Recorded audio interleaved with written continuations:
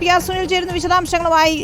സുനിൽ, ഔദ്യോഗികമായ തീയതികൾ പ്രഖ്യാപിച്ചിരിക്കുന്നു. ഫെബ്രുവരി 5-നാണ് ദില്ലിയിൽ തെരഞ്ഞെടുപ്പ്. അതിനപ്പുറം ഇന്ന് തെരഞ്ഞെടുപ്പ് കമ്മീഷൻ പറഞ്ഞ കാര്യങ്ങൾ തന്നെയാണ് ഏറെ പ്രസക്തം.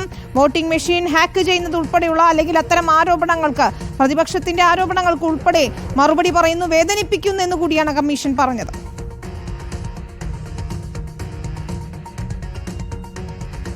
വിനീത, 5-ാം തീയതിയാണ്, ഫെബ്രുവരി 5-നാണ് ദില്ലിയിലെ വോട്ടെടുപ്പ് നടക്കാൻ പോകുന്നത്. 8-ാം തീയതി ദില്ലിയിൽ വോട്ടെണ്ണൽ നടക്കും. ഏതായാലും ദില്ലിയിലെ തെരഞ്ഞെടുപ്പ് ഇപ്പോൾ കേന്ദ്ര തെരഞ്ഞെടുപ്പ് കമ്മീഷൻ പ്രഖ്യാപിച്ചിരിക്കുകയാണ്. വിനീത ചൂണ്ടിക്കാണിച്ചതുപോലെ തന്നെ ഇതുവരെ തെരഞ്ഞെടുപ്പുമായി ബന്ധപ്പെട്ട്, വോട്ടിംഗ് യന്ത്രവുമായി ബന്ധപ്പെട്ട് പ്രതിപക്ഷ പാർട്ടികളൊക്കെ തന്നെ ഉയർത്തിയ ആക്ഷേപങ്ങൾക്ക് ശക്തമായ ഭാഷയിൽ മറുപടി പറഞ്ഞുകൊണ്ടാണ് ഇന്ന് തെരഞ്ഞെടുപ്പ് കമ്മീഷന്റെ വാർത്താ സമ്മേളനം തുടങ്ങിയത്. നമുക്കറിയാം, മഹാരാഷ്ട്ര തെരഞ്ഞെടുപ്പിന് ശേഷം, ഹരിയാന തെരഞ്ഞെടുപ്പിന് ശേഷം വലിയ ആരോപണമാണ് വോട്ടിംഗ് യന്ത്രത്തിനെതിരെ ഉയർന്നത്. തെരഞ്ഞെടുപ്പിൽ വലിയ അട്ടിമറി നടന്നു എന്നതായിരുന്നു മഹാരാഷ്ട്ര തെരഞ്ഞെടുപ്പിന് ശേഷം ഉയർന്ന ആരോപണം. രാജ്യത്ത് പേപ്പർ ബാലറ്റിലേക്ക് തെരഞ്ഞെടുപ്പുകൾ തിരിച്ചു പോകണം എന്ന ഒരു ആവശ്യം കോൺഗ്രസ് ഔദ്യോഗികമായി തന്നെ ആവശ്യപ്പെടുകയും കോൺഗ്രസ് അധ്യക്ഷൻ മല്ലികാർജ്ജുൻ ഖാർഗെ ഭാരത് ജോഡോ യാത്ര മാതൃകയിൽ പേപ്പർ ബാലറ്റ് വോട്ടെടുപ്പ് രീതിയിലേക്ക് തിരിച്ചു പോകാനായി വലിയ പ്രചരണ പരിപാടിയുമായി മുന്നോട്ട് പോകും എന്നൊക്കെയുള്ള വലിയ പ്രഖ്യാപനങ്ങൾ നടത്തിയിരുന്നു. ഏതായാലും അതിനെല്ലാമുള്ള ഒരു ശക്തമായ മറുപടിയാണ് ഇന്ന് തെരഞ്ഞെടുപ്പ് കമ്മീഷൻ ഇന്നത്തെ വാർത്താ സമ്മേളനത്തിലൂടെ നൽകിയിരിക്കുന്നത്.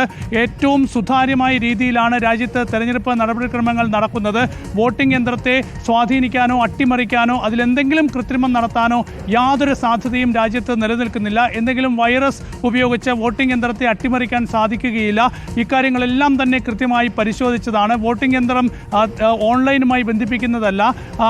അതോടൊപ്പം തന്നെ ഇക്കാര്യങ്ങൾ, വോട്ടിംഗ് യന്ത്രം എല്ലാവരുടെയും സാക്ഷ്യത്തിലാണ്. ഇത് പരിശോധിക്കുന്നതിലും ഇതിൻ്റെ ബാറ്ററി ചേഞ്ച് ചെയ്യുന്നതും സ്ട്രോങ് റൂമിലേക്ക് മാറ്റുന്നത് അടക്കമുള്ള നടപടികളുമായൊക്കെ തന്നെ തെരഞ്ഞെടുപ്പ് കമ്മീഷൻ മുന്നോട്ട് പോകുന്നത്. അങ്ങനെ എല്ലാവരുടെയും സാക്ഷ്യത്തിൽ വളരെ സുതാര്യമായി നടക്കുന്ന ഒരു തെരഞ്ഞെടുപ്പ് പ്രക്രിയയാണ് രാജ്യത്ത് പുരോഗമിക്കുന്നത്.